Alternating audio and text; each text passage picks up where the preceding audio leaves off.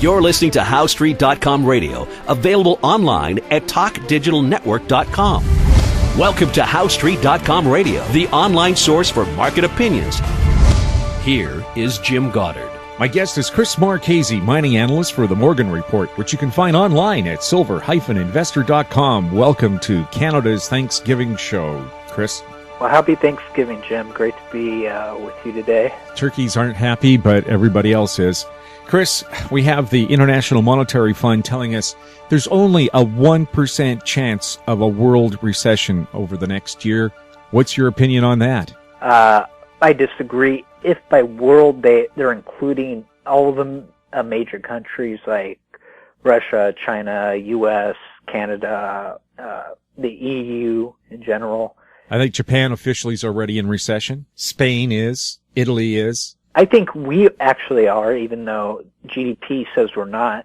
But remember, it's election time, so everything has been just absurdly manipulated. And as we saw, the labor market is deteriorating further, as we discussed last week, with the labor participation rate falling to a new 38-year low. Right. So the unemployment rate might be below 6%, but not as many people are looking for work anymore. They've just given up. Yeah. And then we also discussed real median household income has fallen to the lowest levels since 95.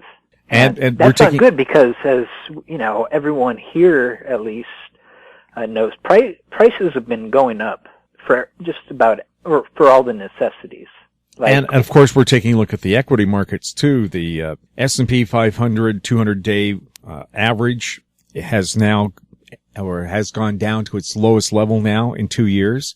The Dow has lost all the value it has gained over the past year. The equity markets don't look very happy right now either. No, and it makes sense.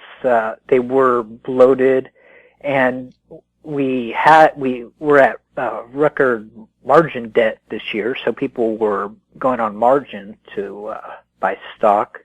So this was coming, and I don't think it's going to result in a crash this year. By the end of 2016, I think we'll witness something big, as in 5,000+ point drop in the Dow. A year ago, Chris, I asked you what commodities you thought would do well in 12 months, and we'll discuss that when we return right after this.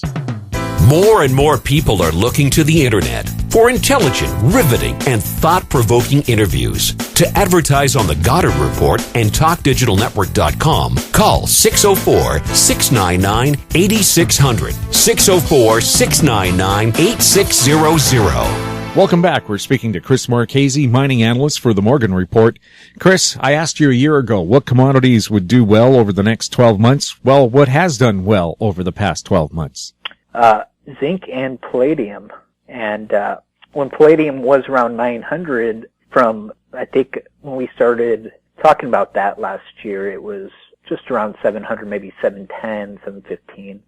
And when it hit 900, I said people should take a little off or put tight stop losses on there, just so if it goes down, which it did, you lock in profits that have been made. And zinc has held up incredibly well given the overall commodity space getting hit hard over the last 2 months, basically. So those two have done well.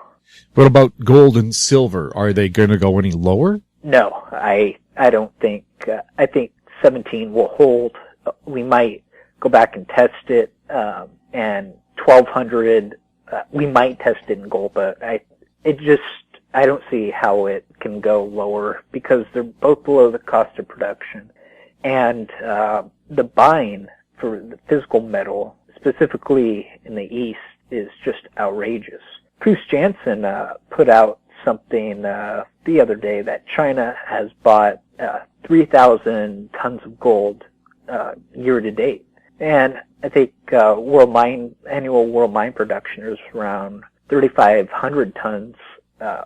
They're on pace to probably exceed that because his numbers, I don't know, the latest he probably got was end of July or August. So, and remember, India, they're also big buyers, and there was reportedly in September, 50 tons of gold were smuggled in. Yeah, so when are they going to end this super high duty on gold in India and make it reasonable? I mean, the smugglers are making the money, not the government. Oh, I know, and I think they plan to do it, although not immediately, and do it in a phased manner, because their balance of trade, I guess, I mean, don't quote me on this, has improved, which even buying metals, it might affect the reported balance of trade, but... And the value of China's economy has surpassed the U.S. for the first time. So they've got the money to buy. Yeah, and what's even more interesting is the U.S. economy, 70% of it is consumption. And when you have deficit spending, $61 trillion in private and gross federal debt, 50-60 trillion in unfunded liabilities, consumption shouldn't count for that much. So what I'm saying is that I think U.S. GDP is way overstated because we engage in all those things, whereas China produces. They are a producer-based nation, not a consumer-based.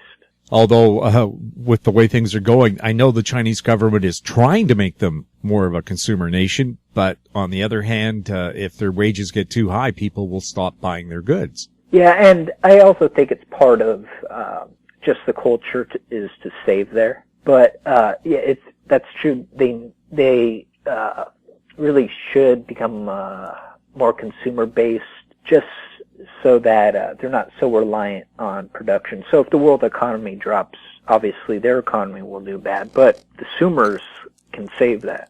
And I think they will. They've announced plans. I don't know the specifics on, making the RMB fully convertible, and the purchasing power should increase, because it has such a hard peg to the U.S. dollar currently. So it'll be interesting to see what happens with China. Although, I do think there's going to be some kind of recession by 2016, if not earlier, just because of, like I just said, the world economy will be, and that will kill their numbers. Chris, what's going to happen at the Spokane Silver Summit, October 22nd and 23rd? It's the 10th, it's got to be, I think it's the 10th annual Silver Summit, and all the greatest experts in the world on silver do talk, do workshops, do panels.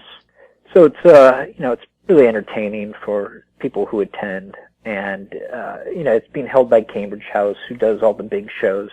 And what's interesting is that the exhibitor hall where mining companies advertise is a lot smaller than it was last year. And I looked at the names, and it's a lot of the exploration companies are gone.